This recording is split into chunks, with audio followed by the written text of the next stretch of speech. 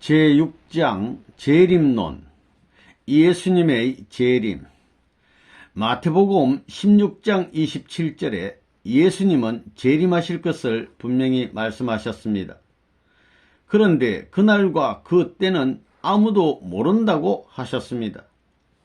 그러나 하나님이 선지자들에게 보이지 아니하시고는 결코 행하심이 없으시리라고 하신 말씀을 보면 하나님께서는 예수님의 재림에 관한 비밀을 반드시 어떤 선지자에게 알려주시고야 역사하신다는 것을 알 수 있습니다. 그러므로 빛 가운데 있는 모든 성도들을 통하여 반드시 계시하여 주실 것이 분명합니다. 제1절 예수님은 언제 재림하실 것인가? 예수님이 재림하실 때를 말세라고 합니다. 그런데 현세가 말세라는 사실은 이미 인류 역사 종말론에서 밝힌 바 있습니다. 따라서 현세가 바로 예수님이 재림하실 때입니다. 섭리적 동시성 시대의 대조표를 보면 예수님은 탕감복귀 섭리시대, 즉 구약시대에 2000년이 지난 후에 강림하셨습니다. 그렇기 때문에 이것을 실체적인 동시성으로 탕감복귀하는 재탕감복귀 섭리시대, 즉 신약시대에 2000년이 끝날 무렵에 재림하시는 것입니다. 제1차 세계대전이 끝난 후부터 재림기는 시작됩니다. 제2절 예수님은 어떻게 재림하실 것인가? 성서를 해석함에 있어서 그 관점을 어디에다 두는가 하는 것은 가장 중요한 문제가 아닐 수 없습니다.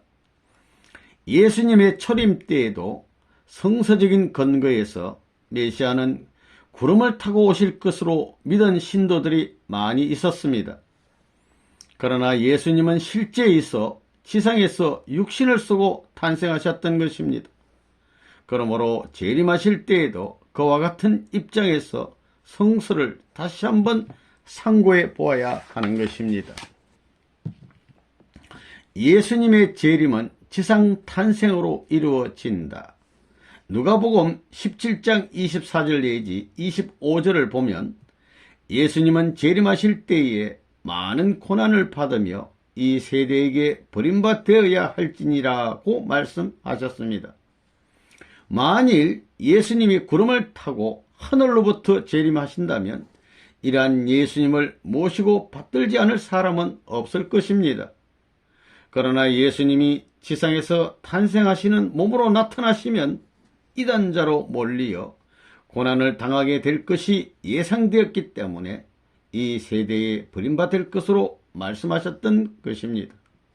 따라서 이 성구는 예수님이 육신을 쓰고 재림하셔야만이 이루어질 수 있는 것입니다.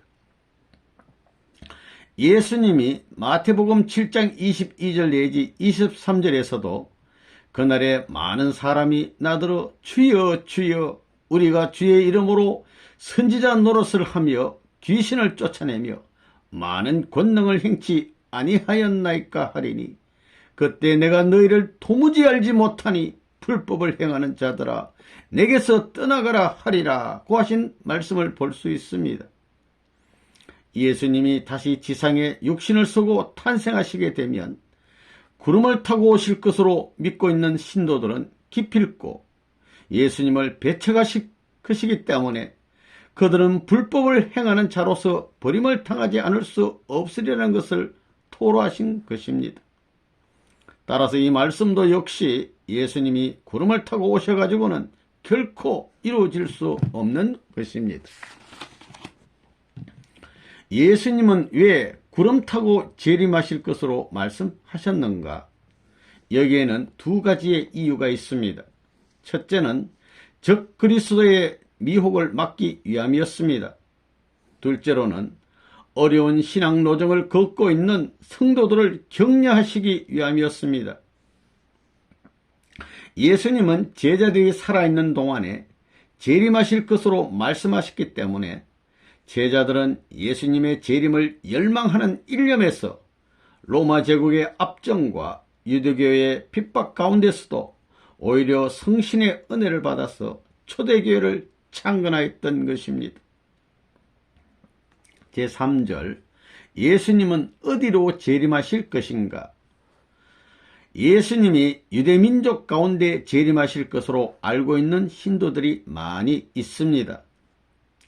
예수님은 유대민족에게는 재림하시지 않을 뿐 아니라 그 유업까지도 재림을 위하여 열매 맺는 다른 나라와 백성에게 주시겠다고 분명히 말씀하셨습니다.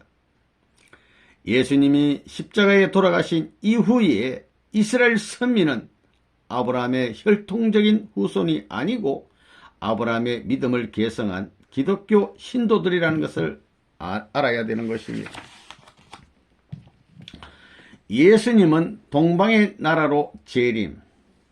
요한계시록 7장 2절에서 4절을 보면 해 돋는 곳, 즉 동방으로부터 천사가 올라와 최후의 심판에서 택함을 받은 자인 14만 4천 무리에게 인을 치신다고 했습니다. 요한계시록 14장 1절을 보면 재림하실 예수님은 택함을 받은 14만 4천 무리의 이마에 어린 양과 아버지의 인을 치신다고도 했습니다. 따라서 하나님의 유업을 받아 예수님의 재림을 위한 열매를 맺을 나라는 동방에 있다는 것을 알 수 있습니다. 동방의 그 나라는 바로 한국이다. 자고로 동방나라는 한국, 일본, 중국 등 동양 삼국을 말합니다. 일본은 전체주의 국가로서 재림기를 당하였었고 그 당시 한국의 기독교를 혹독히 박해한 나라였기 때문에 사탄편 국가였습니다. 중국은 공산화해온 나라이기 때문에 또한 사탄편 국가였습니다. 그러므로 예수님이 재림하실 동방의 그 나라는 바로 한국인 것입니다. 메시아가 강림하시는 나라는 다음과 같은 조건을 갖추지 않으면 안 됩니다. 첫째, 40일 사탄 분립 기대. 한국이 메시아를 맞을 수 있는 나라가 되기 위하여서는 원리적으로 보아 천주적인 가난 복귀를 위한 40일 사탄 분립의 민족적인 기대를 세워야 합니다. 이 기대 위에 예수님이 한국으로 재림하신다면 한국 민족은 제3이스라엘 선민이 되는 것입니다. 따라서 제3이스라엘 선민은 천주적인 가난 복귀 노정을 출발하기 위한 40일 사탄 분립 기대를 세우기 위하여 사탄편의 어떤 국가에게서 40세에 해당하는 연수의 고역을 당하지 않으면 안 되는 것입니다. 이를 위해 한국 민족은 일본 제국에 속방되어 1905년 을사보호조약 이후 1945년 해방될 때까지 40년간 제1, 제2 이스라엘에 못지않는 박해를 받았던 것입니다. 이 나라는 하나님의 일선인 동시에 사탄의 일선이어야 한다. 하나님과 사탄의 대치선의 판가리의 조건으로 놓여진 것이 재물입니다. 한국 민족은 천주복귀를 위하여 이 일선에 놓여진 민족적인 재물이기 때문에 마치 아브라함이 재물을 쪼개야 했듯이 민족적인 재물도 38선으로 쪼개어 가인, 아벨 두 형의 민족으로 각각 분리됨으로써 민주와 공산 두 세계로 결실이 된 것입니다. 이것들이 다시 한국을 중심하고 세계적인 것으로 부딪히게 되었습니다. 그러므로 종교와 사상, 정치와 경제 등 모든 것이 한국에서 마찰되고 충돌되어 세계로 파급되어 가는 것입니다. 이 나라는 하나님의 심정의 대상이 되어야 한다. 서러워하시는 부모의 심정. 하나님의 심정의 대상이 되기 위해서는 먼저 피와 땀과 눈물의 길을 걸어야 합니다. 서러워하시는 부모의 심정의 대상이 되어 충효의 길을 가는 자식이 안일하게 그 길을 갈 수는 없습니다. 그러므로 한민족이 걸어나온 비참한 역사노정은 하나님의 선민으로서 걷지 않으면 안 될 고난의 길이었습니다. 하나님의 심정이 대상이 되는 민족은 선한 민족이어야 합니다. 한국 민족은 단일 혈통의 민족으로서 한 번도 다른 나라를 침략해 본 적이 없었습니다. 한민족은 선천적으로 종교적인 천품을 가지고 있으며 경천 사상이 강합니다. 그리고 자고로 충효열을 숭상하는 민족성을 가지고 있는 것입니다. 이 나라에는 예언자의 증거가 있어야 한다. 한민족은 2조 500년 이래 이 땅에 의의 왕이 나타나 천년 왕국을 건설하고 세계 만방의 조공을 받게 된다고 하는 정감록 신앙에 의한 메시아 사상이 있습니다. 한민족이 믿고 있는 각 종교의 도주들이 한국으로 재림할 것이라는 계시들을 받고 있는 것입니다. 예수님의 한국 재림에 관한 영통인들의 실력 역사가 우후의 죽순과 같이 일어나고 있습니다. 그러므로 주님의 한국 재림에 관한 명확한 계시를 받고 있는 것입니다. 이 나라에서 모든 문명이 결실되어야 한다.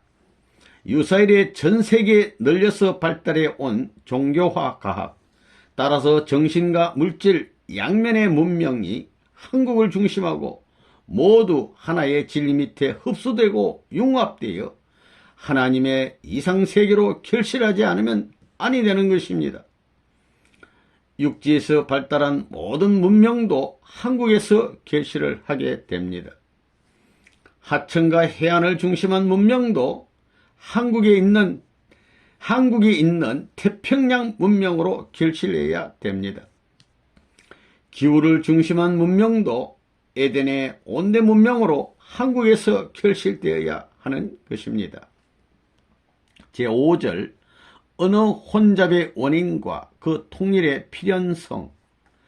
인간이 타락되지 않고 완성되어 하나님을 머리로 하고 한 몸과 같은 대가족의 세계를 이뤘더라면 이 땅 위에서 서로 통하지 않는 언어가 생겨났을 까닭이 없는 것입니다. 하나님 앞에 범죄하였던 노아의 둘째 아들 함의 후손인 가나안족들이 사탄의 뜻을 높이려고 바벨탑을 높이 쌓던 일이 있었습니다. 그런데 하늘편에 있었던 셈과 야벳의 족속들이 이 공사를 협조하였기 때문에 서로 의사를 상통하지 못함으로써 사탄의 일을 돕지 못하게 하시기 위하여 하나님은 그들의 언어를 혼잡케 하셨던 것입니다. 대가족 이상 세계, 한 부모와 한 부모의 같은 자손으로서 동일한 감정을 가지고 있으면서 이것을 표현하는 언어가 다름으로 인하여 서로 통할 수 없게 된 것보다 더 큰 불행은 없을 것입니다. 재림하시는 주님을 부모로 모시는 대가족의 이상 세계는 반드시 언어가 통일되지 않으면 안 됩니다. 예수님이 한국으로 재림하시는 것이 사실이라면 한국어는 바로 조국어가 될 것이며 모든 민족은 사용하지 않을 수 없게 될 것입니다. 이래하여 온 인류는 한 나라 말을 사용하는 한 민족이 되어 한 나라를 이루게 될 것입니다.